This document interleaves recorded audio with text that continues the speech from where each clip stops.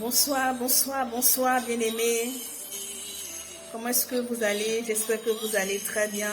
Je bénis le Seigneur pour vos vies.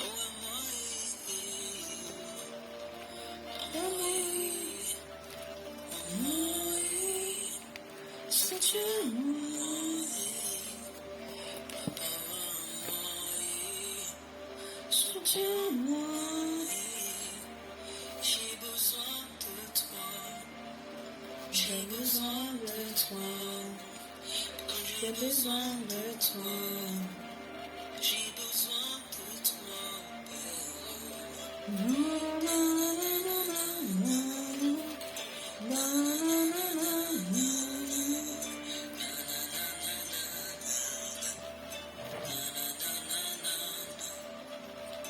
Les hommes sont dans l'eau, pour le péché, dans leur captive. Afin que j'annonce ta parole. J'espère que vous allez très bien, bien-aimés. J'espère que vous vous portez bien. Je bénis soit encore l'Éternel, le Dieu fidèle encore qui permet encore ces retrouvailles encore, qui me permet encore vraiment d'être là avec vous et afin de partager encore donc une petite exhortation. Et avant de commencer, je tenais aussi à m'excuser parce que pour la vidéo précédente, j'ai constaté que à la fin de la vidéo, il n'y avait plus de son. Et j'ai essayé de vérifier donc la vidéo dans ma galerie, mais à mon niveau, il y avait de son. Et j'ai essayé de reposter encore la même vidéo, mais chaque fois que je repostais la vidéo, je constatais que à la fin, le son se coupait. Donc, j'étais obligée de couper, de prendre la fin de la vidéo et repartager. Donc, ça fait 2 vidéos. Donc, je tenais à m'excuser. Je ne sais pas si c'est au niveau de Facebook, hein. Mais je bénis le Seigneur pour tout. Je bénis le Seigneur pour vos vies. Je bénis le Seigneur pour sa grâce, pour sa grâce.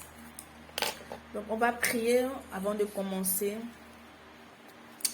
Éternel Dieu de gloire, Dieu de bonté. Seigneur, je veux bénir, je veux glorifier encore ton nom, Seigneur Père. Parce que si je suis là, Seigneur Père, c'est toi qui l'as permis encore, Seigneur Père. Car c'est toi qui permets toutes choses, ô Saint-Esprit de Dieu. Que je diminue et que tu crois, Seigneur Père. Et que toi-même, Seigneur Père éternel, tu viens parler à nos cœurs, Seigneur Saint-Esprit de Dieu. Et que les voiles, Seigneur Père, tombent, Seigneur Père. Tout voile au devant de nos cœurs tombe, Jésus-Christ. Merci encore, d'illuminer encore, Seigneur Père, les yeux de nos cœurs encore, Père, à travers ta parole. Car ta parole est vie, Seigneur Père. Car tu es la parole. Tu es dans ta parole. Merci encore parce que ce moment encore, tu le permets pour ta gloire, Seigneur Père. Je te rends toute la gloire au nom puissant de Jésus-Christ. Amen. Donc, aujourd'hui, ça sera donc la suite d'une vidéo, d'une exhortation que j'ai faite. Je peux dire de cela un mois si je ne me trompe pas. Et donc, le thème de l'exhortation, c'était « L'Éternel est à l'œuvre ». Nous avons parlé un peu un peu sur ce thème-là. J'aimerais encore approfondir un peu. Donc, c'est l'Éternel est à l'œuvre. Et je veux te dire que, mon frère, ma soeur, toi qui me regardes, Dieu est à l'œuvre dans ta vie. Ne sois pas pressé. Demeure toujours vraiment dans cette... demeure toujours vraiment dans cette présence, dans cette, je peux dire, cette intimité avec le Seigneur. Reste toujours à ton poste. Reste toujours à ton poste. Parce que Dieu est à l'œuvre. Et ce n'est pas loin. Tu verras la main de Dieu. Tu verras la main de Dieu. Et même tu verras la main de Dieu même qui va intervenir au-delà même de tes attentes. Certainement que tu t'attends à quelque chose. Mais parce que nous avons un Dieu merveilleux. Un Dieu qui agit au-delà de nos attentes. Je te dis tout simplement que tu seras surprise mais agréablement par ton Dieu. Donc notre verset, donc c'est Romains 8, le verset 28. Romains 8, le verset 28. Donc je lis. Nous savons du reste que toute chose concourt au bien de ceux qui aiment Dieu, de ceux qui sont appelés de ceux qui sont appelés selon son dessein. Donc, en Romains 8, le verset 28, nous savons du reste que toute chose concourt au bien de ceux qui aiment Dieu, de ceux qui sont appelés selon son dessein. Donc ici, dans la parole de Dieu, on nous dit ici que Dieu fait concourir toutes choses à notre bien. Mais il fait concourir toutes choses au bien de ceux qui l'aiment. Au bien de ceux qui l'aiment. Est-ce que vous comprenez un peu? Au bien de ceux qui l'aiment. Mais est-ce à dire que Dieu ne nous aime pas tous? Non. Dieu nous aime tous. La preuve en est que la Bible nous dit qu'il a donné son Fils dans le livre de Jean. On dit il a tant aimé le monde qu'il a donné son Fils unique pour nous à la croix. Dans Jean 3, le verset 16. Dieu nous aime tous. C'est pour cela qu'il a donné son Fils pour nous à la croix. Amen. Donc dans Jean 3, le verset 16 nous dit que Dieu a tant aimé le monde qu'il a donné son Fils unique afin que quiconque, il aime tout le monde, afin que quiconque croit en lui ne périsse point, mais qu'il ait la vie éternelle. Dieu nous aime tous. Maintenant, pour que nous soyons sauvés, pour que vraiment nous puissions bénéficier et entrer dans le plan pour lequel Dieu nous a fait venir sur terre, pour que Dieu vraiment puisse intervenir dans notre vie, l'élément déclenché, c'est d'abord de croire.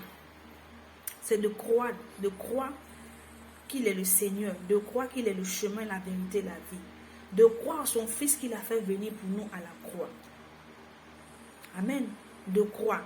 Mais vous savez, aujourd'hui, les gens pensent que le fait d'aller à l'église fait de nous des chrétiens.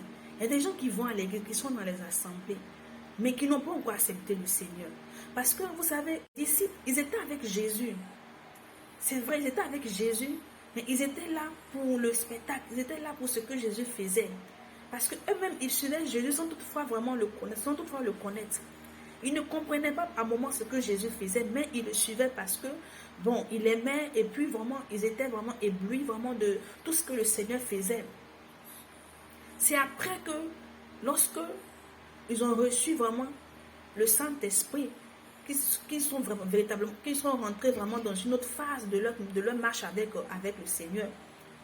Donc, il y a des personnes aujourd'hui qui vont à l'église, il y a des personnes aujourd'hui qui prient.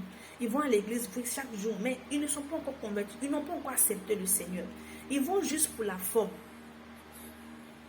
Ils vont juste pour la forme. C'est pour cela que, comme nous dit dans le livre de Jean 16, le verset 33, donc dans le livre de Jean 16, le verset 33, alléluia. Donc dans Jean 16, le verset 33, on nous dit, il dit, je vous ai dit ces choses afin que vous ayez la paix en moi. Vous aurez des tribulations dans le monde, mais prenez courage, j'ai vaincu le monde. Donc ils vont pour la forme. Et lorsque ces personnes-là sont en face des tribulations, parce qu'en tant que chrétien, tout chrétien vraiment, par moment, est confronté par moment à des tribulations. Tout chrétien vraiment qui accepte le Seigneur aura toujours son désert.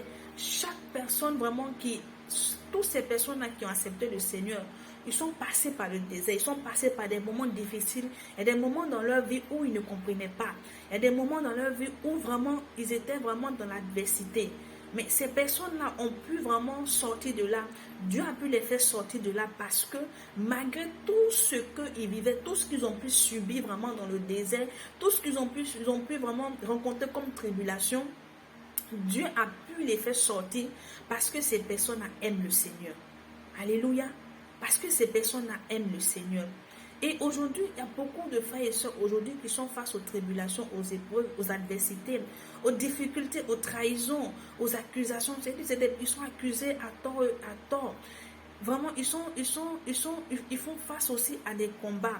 Mais ils n'arrivent pas vraiment à sortir de ces combats-là. Tant même qu'ils prient, mais ils n'ont pas vraiment le déçu. Est-ce à dire que Dieu ne les aime pas? Non. Dieu nous aime tous. Mais pour que vraiment Dieu puisse vraiment intervenir, c'est vrai que par moments, Dieu, étant Dieu miséricordieux, Par moments, Dieu intervient dans des cas vraiment, dans certains cas. Il y a des personnes vraiment à qui Dieu fait grâce. Et comme le paralytique de la piscine de Bethesda, il était couché là-bas, il n'avait rien demandé et Dieu est venu à lui. Il y a des cas exceptionnels comme ça. Il y a des cas exceptionnels. Là, c'est Dieu qui décide ce qu'il veut faire. Mais comme nous savons que nous avons un Dieu qui veille sur sa parole, il court derrière sa parole, il veille sur sa parole pour l'exécuter, pour l'accomplir. C'est pour cela que nous, en tant qu'enfants de Dieu, nous devons nous mettre en accord avec la parole de Dieu. Et aujourd'hui, c'est vrai que parfois, on récite dans les églises, souvent, on récite les versets sans toutefois comprendre la portée, sans toutefois comprendre le sens, la révélation. Et on dit ces choses, mais ça n'a pas d'impact sur nous. Parce que nous ne sommes pas en accord avec ce que nous disons. Nous ne sommes pas en accord avec la parole de Dieu. Alléluia. Nous ne sommes pas en accord. Et nous revenons donc dans notre passage, donc dans Romains 8, le verset 28. Donc comme on nous dit, Dieu fait concourir toutes choses au bien de ceux qui l'aiment. Dieu, il nous aime. Et nous le savons tous. Et il nous a démontré son amour en faisant venir son fils à la croix pour nous. Même en abandonnant son fils à la croix pour toi et moi. Nous n'avons rien fait pour mériter cela. Mais Dieu nous a démontré son amour. Et il nous aime tout. Il nous aime encore. Mais il faut que cet amour soit réciproque. Est-ce que vous comprenez un peu? Il faut que cet amour vraiment soit réciproque. Vous savez, la parole de Dieu nous dit dans Jean que nous sommes l'épouse et il est l'époux. Tu es l'épouse, je suis l'épouse. Nous sommes tous, l'Église, nous sommes tous l'épouse de Christ. Et nous savons que tu ne peux pas dire que tu es avec ton époux et puis ne pas l'aimer. Parce que la base d'une relation, d'abord c'est l'amour. C'est l'amour d'abord. Et Dieu qui a fait de nous vraiment son épouse, nous devons lui démontrer cet amour-là. Et comment lui démontrer cet amour-là?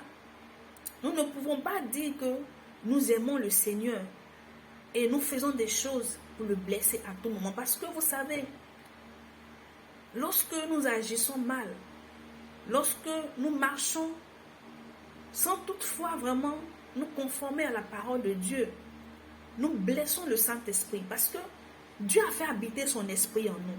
Et même l'esprit qu'il a fait habiter en nous, il jalouse son esprit. Et par nos actions, par nos dérapages, nous attristons l'esprit de Dieu en nous. Alléluia. Nous attristons l'esprit de Dieu en nous. Et nous, on ne peut pas dire aussi qu'on aime le Seigneur si on ne passe pas du temps avec lui. Parce que, mais nous, on dit nous sommes l'épouse de Christ. Mais on n'a aucune intimité avec l'époux. On n'a aucune intimité avec l'époux. Alléluia. On n'a aucune intimité avec l'époux. On n'a pas d'amour pour l'époux. Mais on fait tout pour blesser l'époux, qui est Jésus. On fait tout. Mais on ne demande pas l'amour que nous avons pour lui. On ne demande pas l'amour que nous avons pour lui. Il ne s'agit pas vraiment de dire, parce qu'aujourd'hui, vous savez, nous parlons beaucoup, mais nous posons peu d'actions. Nous parlons beaucoup, mais nous posons peu d'actions. C'est-à-dire qu'on parle, mais on ne passe pas à l'acte. En tant que Dieu regarde nos propos, il regarde ce que nous disons, mais Dieu regarde aussi vraiment, est-ce que ce que tu dis, est-ce que tu vas le démontrer de façon palpable? C'est ça aussi. Est-ce que tu vas le démontrer de façon palpable? Alléluia. On dit qu'on aime le Seigneur. On le dit, mais dans nos actions démontrent que nous n'aimons pas le Seigneur. Par notre vie démontre que nous n'aimons pas le Seigneur. Alléluia, que nous n'aimons pas le Seigneur. Mais bien au contraire, nous sommes là juste pour ce qu'il donne. Nous sommes là juste pour ce qui va remplir notre grenier, pour ce qui va remplir, il va nous conduire dans l'abondance. Mais nous ne sommes pas là parce que nous l'aimons. Parce que quand tu aimes l'époux, quand tu aimes le Seigneur bien-aimé, tu vas t'efforcer. Oui, tu vas t'efforcer à faire ce que Dieu aime. Tu vas te forcer vraiment à faire plaisir à l'époux. Alléluia. À faire plaisir à l'époux. Et comment est-ce que tu le feras? C'est dans l'intimité avec le Seigneur. C'est en t'éloignant de beaucoup de choses. En abandonnant beaucoup de choses que tu faisais avant. Et que tu sais que ces choses-là, si tu continues de le faire, ça va attrister l'époux, ça va attrister le Seigneur.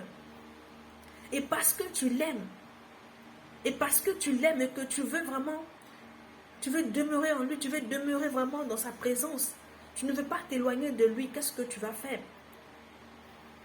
Tu vas décider vraiment d'abandonner ces choses. Même si, même quand il te sera difficile, même quand ça sera difficile pour toi-même de laisser cela, mais avec la force, avec vraiment la résolution que tu auras prise, le Saint-Esprit va t'aider à pouvoir y arriver. Et c'est ça aimer le Seigneur. C'est ça aimer le Seigneur. Demeurer dans l'intimité avec lui. Le chercher nuit et jour. Dans la prière, dans la méditation, comme je le dis souvent dans mes vidéos. Fais ce que l'époux agrée. Ce que l'époux aime. Pour celles qui sont mariées, connaissent un peu la nourriture, ce que leur mari aime, ce que ton époux, tu connais un peu vraiment ses goûts, qu'est-ce qu'il aime. Par moment, tu vas vouloir vraiment lui faire des cadeaux, tu vas vouloir vraiment faire des choses pour toucher son cœur. C'est comme ça aussi que nous devons agir parce que il est l'époux et nous sommes l'épouse. Et nous devons vraiment prendre ceci à cœur. Alléluia. Prends ceci à cœur. Et poser des actions qui vont envoyer l'époux vraiment à se lever sur son trône pour intervenir pour nous lorsque nous sommes en face des situations, lorsque nous sommes en face des tribulations, lorsque nous sommes en face des accusations, lorsque nous sommes en face des persécutions. Alléluia. Et être fidèle. Parce que c'est ça. Être fidèle. La fidélité. Tu ne peux pas dire que tu aimes ton époux et puis tu vas aller voir ailleurs. Alléluia. Tu vas aller voir ailleurs. Non. Mais être fidèle à lui. Être fidèle à Dieu. Être fidèle à Dieu. Vous savez, le plus souvent, lorsque nous sommes là, on médite beaucoup, vraiment, la parole de Dieu. Et il y a des histoires que nous voyons vraiment dans la Bible, vraiment qui touchent, qui nous touchent, qui nous fascinent. Mais moi, j'aimerais te dire quelque chose, bien-aimé. Ces personnes que nous voyons dans la Bible, ces personnes intègres, ces personnes dont la Bible parle avec fierté, dont le Seigneur vraiment mentionne, parce qu'il est fier d'eux. C'est des personnes vraiment qui ont été intègres, c'est des personnes vraiment qui ont démontré leur amour au Seigneur. Ils ne l'ont pas démontré seulement que de façon verbalement, mais ils l'ont démontré de façon palpable. Je peux prendre le cas de Daniel, bien-aimé. La Bible dit que Daniel était un homme qui aimait Dieu. Il aimait Dieu. Daniel aimait Dieu et tout le monde le savait. C'était un homme qui avait une discipline dans la prière. C'était un homme qui, malgré son travail, avec son planning avec le Seigneur, avec son moment d'intimité avec le Seigneur, et il n'en frayait pas à cela. Il était toujours ponctuel, il était toujours vraiment à l'heure. Alléluia. Pour être dans l'intimité avec le Seigneur, parce qu'il aimait. Et parce qu'il aimait, il voulait toujours être dans sa présence. Alléluia. Il voulait toujours être dans sa présence. Et c'est ainsi que la Bible nous dit que de là où était Daniel, Les gens complotaient contre Daniel. Ils ont comploté contre lui parce que il était tellement élevé et que Dieu avait permis à Daniel vraiment d'être élevé, vraiment d'avoir il était sage, intelligent. Et ces personnes-là vraiment voulaient le descendre. Ces personnes-là voulaient jeter vraiment une accusation sur lui. Et ils ont fouillé, ils ont vu que c'était un homme intègre, c'était un homme fidèle. Fidèle à son Dieu, fidèle vraiment aussi vraiment au roi qui servait. Et ils n'ont pas trouvé de faille. Et qu'est-ce qu'ils ont fait? Ils ont constaté que Daniel était un homme vraiment intègre, était un homme qui aimait son Dieu, était un homme vraiment qui était toujours dans la présence de son Dieu. Vraiment l'heure qu'il s'était fixé, en tout cas les prières vraiment, on dit il priait 3 fois par jour. Il respectait cela. Et quand ils ont vu cela, ils ont dit certainement, c'est là-bas qu'on va tirer la faille. Et c'est comme ça, ils ont manigancé le roi. Le roi ne savait pas et c'est comme ça ils ont pris le décret, ils ont mis la loi, ils ont mis cela en place. Et c'est ainsi, malgré cela, malgré que Daniel il a vu tout cela, la Bible dit que il a maintenu vraiment ces moments de prière. Il n'a pas dit non, parce que voici ce qui se passe, les gens veulent m'accuser, mais bien au contraire, il est resté fidèle à Dieu, il est resté fidèle au Seigneur, quelle que soit la position qu'il occupait, même si on devait le descendre, même si c'était au péril de sa vie, mais il est resté fidèle à Dieu. Alléluia. Et c'est ainsi que ils sont allés informer le roi. Et quand le roi a su que c'était Daniel, il était mal parce qu'il aimait tellement Daniel. Et par la suite, comme vous le savez, il a été jeté dans la fosse aux lions. Mais Dieu, dans son amour, Dieu a répondu, comme dans Romains 8, le verset 28. Il fait concourir toutes choses au bien de ceux qui l'aiment. Et Dieu a fait concourir cela au bien de Daniel. Dieu a fait concourir cela au bien. Il a fermé la gueule. Il a envoyé son ange. Il a fermé la gueule des lions parce qu'il est lui-même le lion de la tribu de Juda. Dieu a fait concourir parce que c'était un homme intègre, un homme fidèle. Alléluia. Un homme fidèle. Quel que soit tout ce qu'il subissait. Il n'a pas abandonné, il n'a pas relâché. Il ne s'est pas détourné de l'Éternel. Mais il est resté fidèle. Il est resté vraiment avec. Il est resté vraiment sur la ligne. Alléluia. Et même Mardochée. Je te donne tous ces exemples-là pour te dire que ces personnes-là c'est des personnes comme nous. Donc si ces personnes-là vraiment ont pu vraiment, si ces personnes-là sont restées intègres, quel que soit ce qui, parce que c'est des personnes qui ont subi beaucoup de choses au péril même de leur vie, mais ces personnes-là n'ont pas abandonné. Ces personnes-là vraiment sont toujours restées vraiment dans leur ligne de conduite. Ils n'ont pas abandonné le Seigneur. Mardochée, longue destin. À cause de ce qu'il aimait le Seigneur, à cause de ce que vraiment il se conformait à la parole de Dieu, à cause de ce qu'il avait gardé les ordonnances de l'Éternel qu'il avait prescrit à Moïse, ça lui a coûté vraiment ce que ça devait lui coûter parce que ça emmenait Aman à se lever contre lui, à en vouloir même à sa vie. Aman avait déjà mis la potence pour pouvoir pendre Mardochée. Mais Dieu a fait concourir toutes choses au bien de Mardochée. Au lieu d'être pendu, il a été élevé. Alléluia. Tout simplement parce qu'il aimait le Seigneur. Tout simplement parce qu'il aimait le Seigneur. Alléluia. Tu ne peux pas aimer Dieu et Dieu va t'abandonner dans une situation. Non. Dieu est le Dieu qui n'abandonne pas, comme je le dis souvent. Alléluia. Il a été élevé. Il a été élevé. Et celui-même qui avait fait la potence, celui-même qui avait fait cela pour pouvoir le pendre, la Bible dit il a été pendu à la place de Mardochée. Ceux qui ont mis dans la fosse au lion, ils ont été tous jetés dans la fosse au lion, eux-mêmes. Ils ont été tous jetés dans la fosse au lion. Et Dieu a donné la victoire à Daniel. Il a donné la victoire à Mardochée. Tu penses que ce même Dieu ne pas te donner la victoire sur ta situation. Parce que le Dieu que nous servons, il n'a pas changé. Le Dieu qui a dit que la lumière soit et la lumière fut. Je veux juste te dire que ce Dieu-là, il est le même. Il n'a pas changé. Il n'a pas changé. Il est le même. Et il veut faire aussi autant pour toi.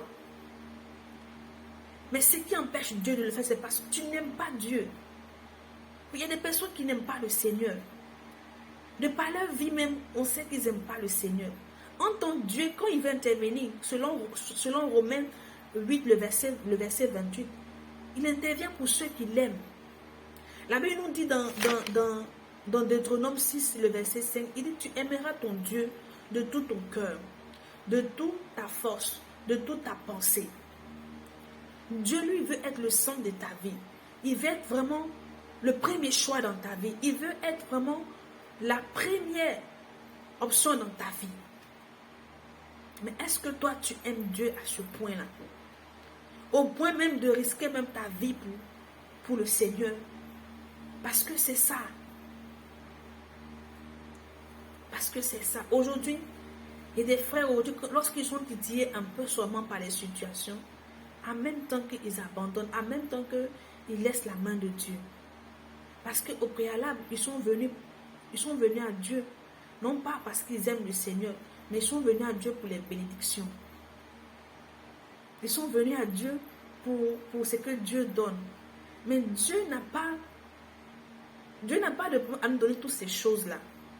Parce que ces choses-là, il a déjà disposé ça pour nous.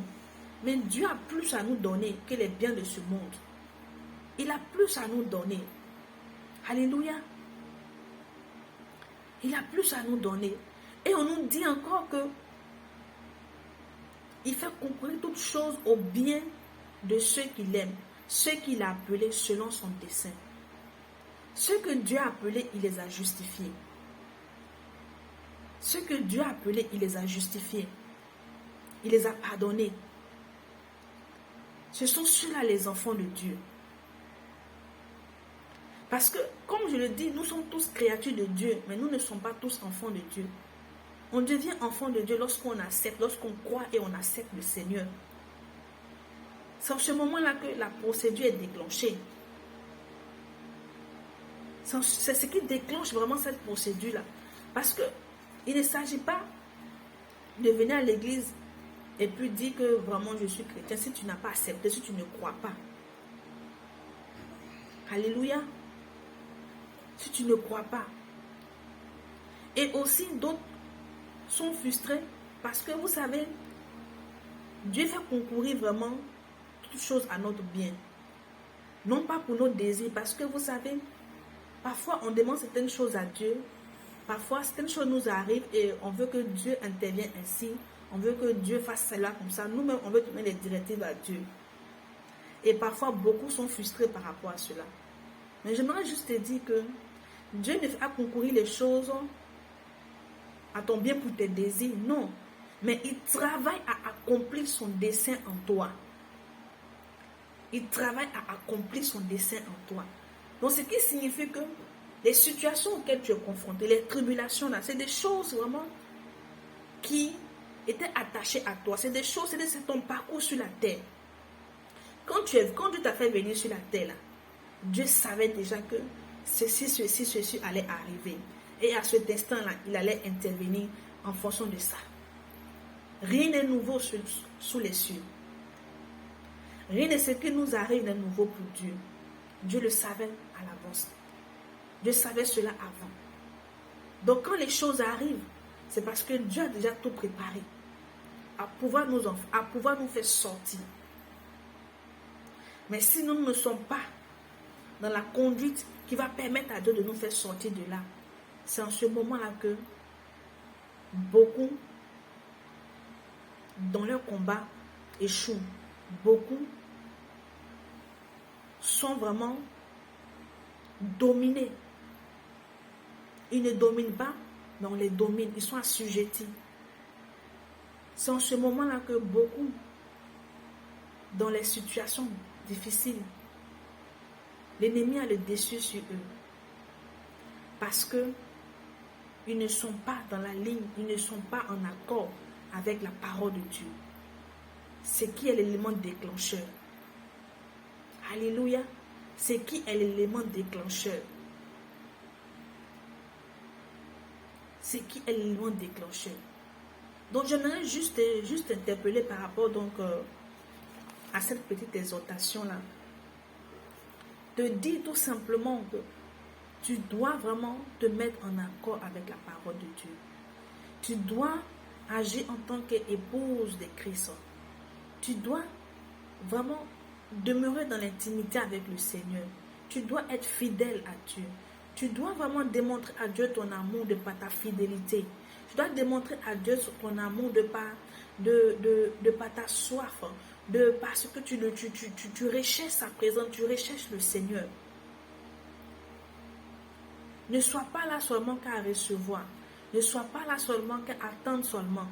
Mais vous savez, Dieu aussi attend quelque chose de nous. Ne pensons pas que c'est nous qui attendons seulement que de Dieu. Dieu aussi, Dieu attend ton amour. Dieu veut voir si vraiment tu l'aimes véritablement. Sinon, pour te faire sortir de la situation, ce n'est qu'une question de seconde. Une fraction de seconde. Je te prie, je t'exhorte tout simplement à te mettre dans cette ligne-là qui est l'élément déclencheur. Pour que la parole de Dieu dans Romains 8, le verset 28, pour que cette parole aussi soit aussi vraiment une parole pour toi. Parce que cette parole-là, ce verset-là, elle n'est pas pour tout le monde. Je suis navrée de te choquer, mais elle n'est pas pour tout le monde. Parce que si tu veux que Dieu fasse concourir les choses à ton avantage, à ton bien, tu dois d'abord l'aimer. Tu dois lui démontrer que tu l'aimes.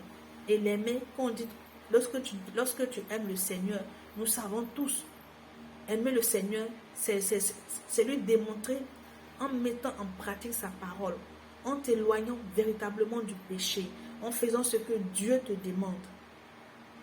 C'est en cela que tu pourras démontrer ton amour à l'Éternel. Que la grâce de Dieu vous soit multipliée. De demeurer béni. Shalom.